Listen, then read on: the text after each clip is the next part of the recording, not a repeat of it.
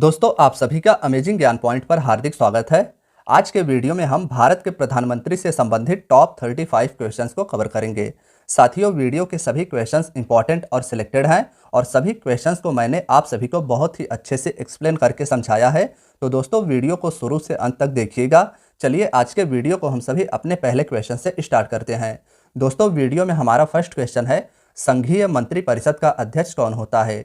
Questions के answers आप सभी को भी गेस करने हैं। अगर हम बात करें इस क्वेश्चन के आंसर की, तो दोस्तों हमारे क्वेश्चन में पूछा गया है, संघ के मंत्रिपरिषद का अध्यक्ष कौन होता है। तो केंद्र सरकार में मंत्रियों के समूह को मंत्रिपरिषद कहा जाता है। लाइन याद रखिएगा, केंद्र सरकार में मंत्रियों के समूह को मंत्रिपरिषद कहा जाता है और मंत्रिपरिषद का अध्यक्ष भारत का प्रधानमंत्री होता है। तो इसमें हमारा ऑप्शन बी राइट आंसर हो जाएगा। साथियों, भारतीय संविधान के आर्टिकल 74 के अनुसार राष्ट्रपति को उनके कार्यों के लिए सहायता करना और सलाह देना मंत्रिपरिषद का काम होता है। तो आर्टिकल याद रखिएगा, राष्ट्रपति को सहायता और सलाह देने के लिए मंत्रिपरिषद का गठन किया जाएगा। इसे भारतीय संविधान के आर्टिकल 74 में बताया गया है। चलिए दोस्तों, नेक्स्ट क्वेश्चन को देखते हैं। नेक्स्ट है, प्रधानमंत्री की नियुक्ति किसके द्वारा की जाती है। दोस्तों, भारतीय संविधान के आर्टिकल 75 के अनुसार प्रधानमंत्री की नियुक्ति राष्ट्रपति करेगा और अन्य मंत्रियों की नियुक्ति राष्ट्रपति प्रधानमंत्री के सलाह पर करेगा। यानी जो भी कैबिनेट मंत्री होंगे वे प्रधानमंत्री के सलाह पर राष्ट्रपति के द्वारा नियुक्त किए जाएंगे। तो इसमें हमारा ऑप्शन ए राइट आंसर हो जाएगा। प्रधानमंत्री और अन्य मंत्रियों की नियुक्ति राष्ट्रपति के द्वारा प्रधानमंत्री की सलाह पर किया जाता है। तो इसे आप याद रखिएगा। चलिए दोस्तों, नेक्स्ट क्वेश्चन को देखते हैं। नेक्स्ट है, प्रधानमंत्री को उसके पद के गोपनीयता की शपथ कौन दिलवाता है। क्वेश्चन यह भी इंपॉर्टेंट है साथियों। क्वेश्चन में पूछा गया है, प्रधानमंत्री को उसके पद के गोपनीयता की शपथ कौन दिलवाता है। बात करें अगर इस क्वेश्चन के आंसर की, तो प्रधानमंत्री को उसके पद के गोपनीयता की शपथ भारत का राष्ट्रपति दिलवाता है। पद को ग्रहण करने से पूर्व प्रधानमंत्री सहित प्रत्येक मंत्री को राष्ट्रपति पद और गोपनीयता की शपथ दिलवाता है। तो इसे आप याद रखिएगा। फ्रेंड्स, नेक्स्ट क्वेश्चन है, संविधान के किस संशोधन के द्वारा भारत में प्रधानमंत्री को शामिल करके मंत्रिपरिषद में मंत्रियों की कुल संख्या 15% निर्धारित की गई है। दोस्तों, भारतीय संविधान का 91वां संविधान संशोधन वर्ष 2003 के द्वारा केंद्र सरकार और राज्य में मंत्रिपरिषद में सदस्यों की संख्या 15% निर्धारित कर दी गई है और जहां सदन के सदस्यों की संख्या 40 है वहां अधिकतम 12 सदस्य मंत्री हो सकते हैं। तो इसे भी आप याद रखिएगा। संविधान में 91वां संविधान संशोधन वर्ष 2003 के द्वारा भारत में प्रधानमंत्री को शामिल करके मंत्रिपरिषद में मंत्रियों की कुल संख्या 15% निर्धारित की गई है। साथियों, इसे आप याद रखिएगा। नेक्स्ट है, भारत के प्रधानमंत्री के पद को किस आधार पर गठित किया गया है। साथियों, भारत के प्रधानमंत्री का पद संविधान के द्वारा गठित किया गया है। तो इसमें हमारा ऑप्शन ए राइट आंसर हो जाएगा। भारत के प्रधानमंत्री का पद संविधान के द्वारा गठित किया गया है। नेक्स्ट है, निम्न में से सामान्यतः प्रधानमंत्री क्या होता है। दोस्तों, आमतौर पर भारत का प्रधानमंत्री लोकसभा में बहुमत दल का नेता होता है और वह लोकसभा का नेतृत्व करता है। तो इसमें हमारा ऑप्शन सी राइट आंसर हो जाएगा। लोकसभा के बहुमत दल के नेता को प्रधानमंत्री कहा जाता है। इसे आप याद रखिएगा। नेक्स्ट है, भारत में एक व्यक्ति अधिक से अधिक कितनी बार प्रधानमंत्री पद पर नियुक्त हो सकता है।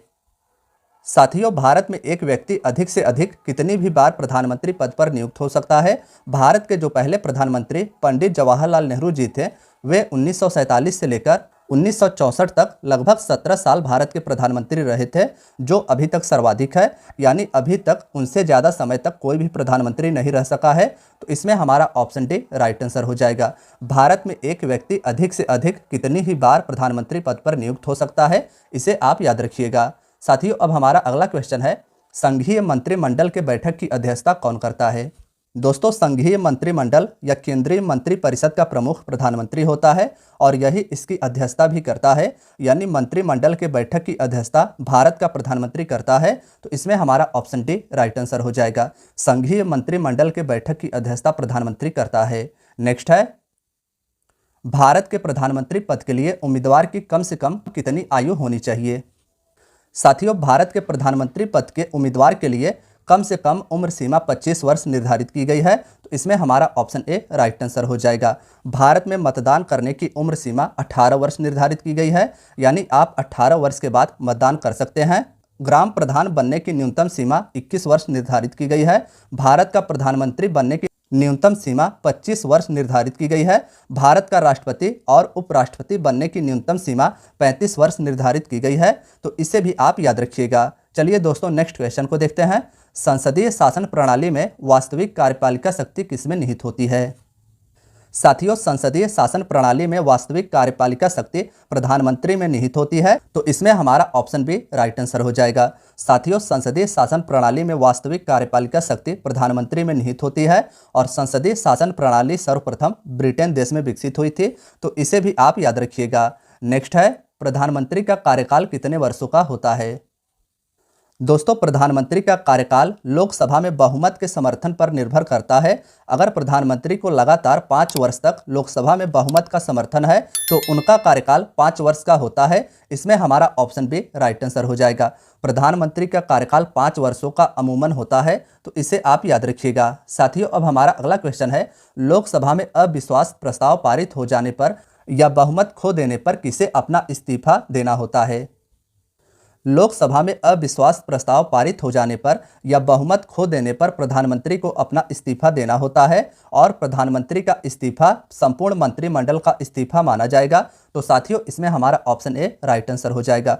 प्रधानमंत्री को इस्तीफा देना होता है जब लोकसभा में अविश्वास प्रस्ताव पारित हो जाता है या प्रधानमंत्री के द्वारा बहुमत खो दिया जाता है और प्रधानमंत्री का इस्तीफा संपूर्ण मंत्रिमंडल का इस्तीफा माना जाता है। साथियों, नेक्स्ट क्वेश्चन है, मंत्री कितने प्रकार के होते हैं? मोस्ट इंपॉर्टेंट क्वेश्चन है साथियों, मंत्री कितने प्रकार के होते हैं, यह हमारा अगला क्वेश्चन है। दोस्तों, मंत्री 3 प्रकार के होते हैं, कैबिनेट मंत्री, राज्य मंत्री और उपमंत्री। इसमें सबसे पावरफुल की बात की जाए तो सबसे पावरफुल कैबिनेट मंत्री होते हैं जो किसी मंत्रालय को संभालते हैं। कैबिनेट मंत्री किसी भी मंत्रालय को संभालते हैं और उसकी रिपोर्ट सीधा प्रधानमंत्री को देते हैं, इसे आपको याद रखना है। साथियों, नेक्स्ट क्वेश्चन है, लोकसभा निम्नलिखित में से किसके द्वारा भंग की जा सकती है? साथियों, प्रधानमंत्री लोकसभा का नेता होता है। प्रधानमंत्री के परामर्श पर राष्ट्रपति संसद के सत्र को आहूत यानी बुलाता है और सत्रावसान यानी सत्र को खत्म करता है और प्रधानमंत्री की सलाह पर ही राष्ट्रपति लोकसभा को भंग करता है, तो इसमें हमारा ऑप्शन भी राइट आंसर हो जाएगा। साथियों, याद रखिएगा, इंपॉर्टेंट है, प्रधानमंत्री लोकसभा का नेता होता है। प्रधानमंत्री के परामर्श पर राष्ट्रपति संसद के सत्र को बुलाता है और प्रधानमंत्री के परामर्श पर ही राष्ट्रपति सत्रावसान करता है और प्रधानमंत्री की सलाह पर ही राष्ट्रपति लोकसभा को भंग करता है। इतनी बातें आप सभी को इस क्वेश्चन से याद रखनी है। नेक्स्ट है, नीति आयोग राष्ट्रीय विकास परिषद का अध्यक्ष कौन होता है? दोस्तों, योजना आयोग, जिसे वर्ष 2015 में परिवर्तित करके नीति आयोग नाम दिया गया, और राष्ट्रीय विकास परिषद, इन दोनों का अध्यक्ष प्रधानमंत्री होता है, तो इसमें हमारा ऑप्शन भी राइट आंसर हो जाएगा।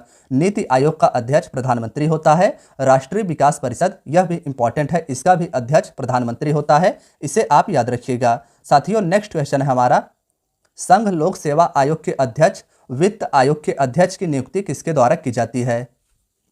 दोस्तों, भारत का महान्यायवादी, भारत का नियंत्रक और महालेखा परीक्षक संघ लोक सेवा आयोग और चुनाव आयोग के अध्यक्ष और सदस्यों की नियुक्ति राष्ट्रपति प्रधानमंत्री के परामर्श पर करता है, तो इसमें हमारा ऑप्शन सी राइट आंसर हो जाएगा। साथियों, ध्यान दीजिएगा कि संघ लोक सेवा आयोग के अध्यक्ष, वित्त आयोग के अध्यक्ष और जितने भी प्रमुख आयोग हैं, इनकी नियुक्ति राष्ट्रपति प्रधानमंत्री के परामर्श पर करता है, इसे आपको याद रखना है।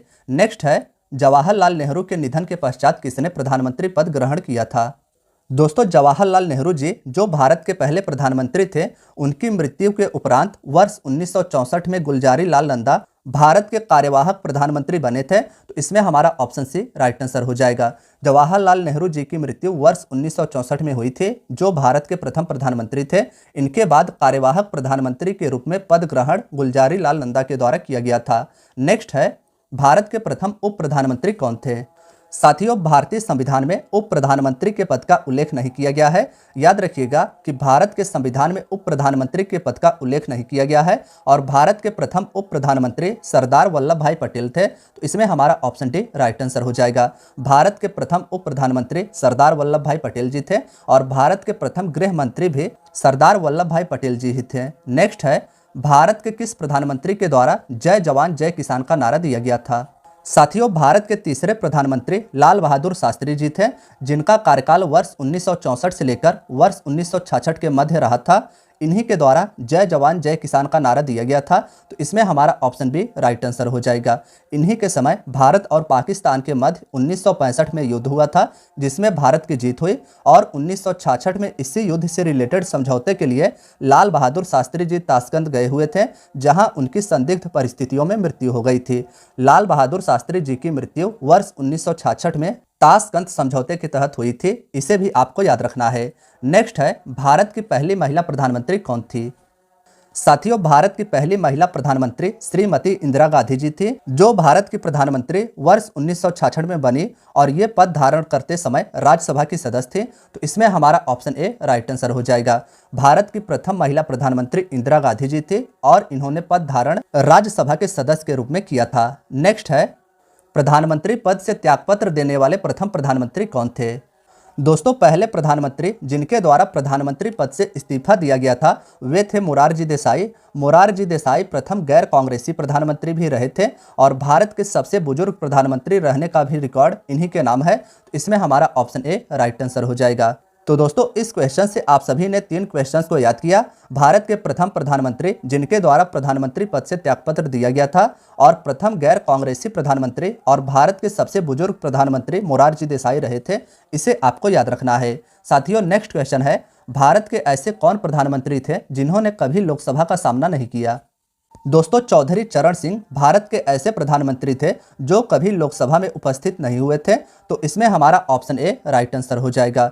चौधरी चरण सिंह जी वर्ष 1979 से लेकर वर्ष 1980 तक प्रधानमंत्री रहे थे और इन्हीं के जन्म दिवस के अवसर पर 23 दिसंबर को किसान दिवस मनाया जाता है। साथियों, भारत के प्रधानमंत्री चौधरी चरण सिंह जी के जन्मदिन के अवसर पर 23 दिसंबर को प्रतिवर्ष किसान दिवस मनाया जाता है। तो इसे भी आप याद रखिएगा। नेक्स्ट है, भारत के कितने प्रधानमंत्री की मृत्यु उनके पद अवधि के दौरान हुई थी? 3 प्रधानमंत्री जवाहरलाल नेहरू, लाल बहादुर शास्त्री और श्रीमती इंदिरा गांधी भारत के ऐसे 3 प्रधानमंत्री हैं जिनकी मृत्यु उनके पद अवधि के दौरान हुई थी। तो साथियों, इसमें हमारा ऑप्शन भी राइट आंसर हो जाएगा। भारत के 3 प्रधानमंत्री जवाहरलाल नेहरू, लाल बहादुर शास्त्री और इंदिरा गांधी की मृत्यु उनके पद पर रहते हुए हुई थी। नेक्स्ट है, इंदिरा गांधी दूसरी अवधि के लिए प्रधानमंत्री कब बनी थी? साथियों, इन ऑप्शंस में से हमारा ऑप्शन ए राइट आंसर हो जाएगा। इंदिरा गांधी पहली बार प्रधानमंत्री वर्ष 1966 में बनी थी और वर्ष 1977 तक वे प्रधानमंत्री रही थी और दूसरी बार इंदिरा गांधी प्रधानमंत्री वर्ष 1980 में हुई थी और वर्ष 1984 में इनकी मृत्यु इनके सिख अंगरक्षकों के गोली मारने से हुई थी। नेक्स्ट है, सबसे कम उम्र में प्रधानमंत्री पद पर आसीन होने वाले व्यक्ति कौन थे? दोस्तों, 40 वर्ष की उम्र में राजीव गांधी जी वर्ष 1984 में इंदिरा गांधी जी की मृत्यु के बाद भारत के सबसे कम उम्र के प्रधानमंत्री बने थे। तो इसमें हमारा ऑप्शन ए राइट आंसर हो जाएगा। और अगर आपसे यह पूछा जाए कि भारत के सबसे अधिक उम्र के प्रधानमंत्री बनने का गौरव किसके पास है, तो मोरारजी देसाई याद रखिएगा। साथियों, अब हमारा अगला क्वेश्चन है, अविश्वास प्रस्ताव के द्वारा हटाए जाने वाले प्रथम प्रधानमंत्री निम्न में से कौन थे? दोस्तों, अविश्वास प्रस्ताव के द्वारा हटाए जाने वाले प्रथम प्रधानमंत्री विश्वनाथ प्रताप सिंह यानी बीपी सिंह जी थे, जिनका कार्यकाल वर्ष 1989 से लेकर 1990 के मध्य तक रहा था। तो इसमें हमारा ऑप्शन सी राइट आंसर हो जाएगा। अविश्वास प्रस्ताव के द्वारा हटाए जाने वाले प्रथम प्रधानमंत्री बीपी सिंह जी थे। नेक्स्ट है, भारत के प्रथम प्रधानमंत्री जो दक्षिण भारत से थे वे कौन थे? साथियों, भारत के प्रधानमंत्री जो दक्षिण भारत से संबंधित थे वे थे पीवी नरसिम्हा राव, जो पद ग्रहण करते समय किसी भी सदन के सदस्य नहीं थे। तो इसमें हमारा ऑप्शन बी राइट आंसर हो जाएगा। इनका कार्यकाल वर्ष 1991 से लेकर वर्ष 1996 के मध्य रहा था और इन्हीं के समय आर्थिक सुधार किए गए थे। तो भारत के ऐसे पहले प्रधानमंत्री जो दक्षिण भारत से संबंधित है वे थे पीवी नरसिम्हा राव। इन्हें आर्थिक सुधारों का पिता कहा जाता है। नेक्स्ट है, भारत में सबसे छोटा कार्यकाल किस प्रधानमंत्री का रहा था? दोस्तों, भारत में सबसे छोटा कार्यकाल अटल बिहारी वाजपेयी जी का रहा था। ये कुल 13 दिनों तक भारत के प्रधानमंत्री रहे थे। तो इसमें हमारा ऑप्शन सी राइट आंसर हो जाएगा। भारत में सबसे छोटा कार्यकाल अटल बिहारी वाजपेयी जी का रहा था, जिनका कुल 13 दिनों तक प्रधानमंत्री का पद रहा था। नेक्स्ट है, भारत में ऐसे कौन से प्रधानमंत्री थे जो पद ग्रहण करते समय विधानसभा के सदस्य थे? साथियों, एच.डी. देवगौड़ा भारत के ऐसे प्रधानमंत्री थे जो पद को ग्रहण करते समय विधानसभा सदस्य थे। तो इसमें हमारा ऑप्शन सी राइट आंसर हो जाएगा। एच.डी. देवगौड़ा को किसानों का हितैषी भी कहा जाता था, इसीलिए इनको मिट्टी का पुत्र उपनाम भी दिया गया था। HD देवेगौड़ा भारत के ऐसे प्रधानमंत्री थे जो पद ग्रहण करते समय विधानसभा के सदस्य थे और इन्हें मिट्टी का पुत्र उपनाम भी दिया गया था। नेक्स्ट है, भारत के प्रथम सिख प्रधानमंत्री कौन थे? तो दोस्तों इन ऑप्शंस में से हमारा ऑप्शन ए राइट आंसर हो जाएगा। भारत के प्रथम सिख प्रधानमंत्री मनमोहन सिंह जी थे। मनमोहन सिंह जी लगातार 2 बार वर्ष 2004 से लेकर 14 तक भारत के प्रधानमंत्री भी रहे थे। नेक्स्ट है, अभी तक लोकसभा में प्रस्तुत अविश्वास प्रस्ताव सर्वाधिक बार किस प्रधानमंत्री की सरकार के खिलाफ रखे गए थे? तो साथियों इन ऑप्शंस में से हमारा ऑप्शन सी राइट आंसर हो जाएगा। अभी तक लोकसभा में प्रस्तुत अविश्वास प्रस्ताव सर्वाधिक बार इंदिरा गांधी प्रधानमंत्री के खिलाफ रखे गए थे, जिनकी संख्या 15 है। साथियों नेक्स्ट क्वेश्चन है, किस प्रधानमंत्री के कार्यकाल के दौरान मंडल आयोग रिपोर्ट को लागू किया गया था? ऑप्शन बी वीपी सिंह या विश्वनाथ प्रताप सिंह इसका राइट आंसर हो जाएगा। प्रधानमंत्री थे वीपी सिंह और इन्हीं के कार्यकाल के दौरान मंडल आयोग रिपोर्ट को लागू किया गया था और इन्हीं के कार्यकाल के दौरान ही अनुसूचित जाति और जनजातियों के लिए आयोग का गठन किया गया था। नेक्स्ट है, भारत के किस प्रधानमंत्री को यंग तुर्क कहा गया था? ऑप्शन डी चंद्रशेखर इसका राइट आंसर हो जाएगा। भारत के प्रधानमंत्री चंद्रशेखर को यंग तुर्क उपनाम दिया गया था। साथियों इसे भी आप याद रखिएगा। नेक्स्ट है, भारत के किस प्रधानमंत्री के कार्यकाल में ऑपरेशन विजय कारगिल विजय अभियान के दौरान चलाया गया था? साथियों वीडियो का यह हमारा आखिरी क्वेश्चन है, किस प्रधानमंत्री के कार्यकाल में ऑपरेशन विजय कारगिल विजय अभियान के दौरान चलाया गया था? ऑप्शन सी इसका अटल बिहारी वाजपेयी राइट आंसर हो जाएगा।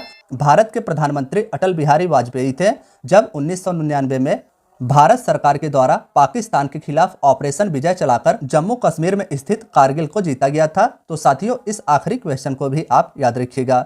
आज की वीडियो आपकी यहीं तक थी। साथियों अगर वीडियो पसंद आई हो तो वीडियो को लाइक, चैनल को सब्सक्राइब जरूर कीजिएगा। धन्यवाद दोस्तों।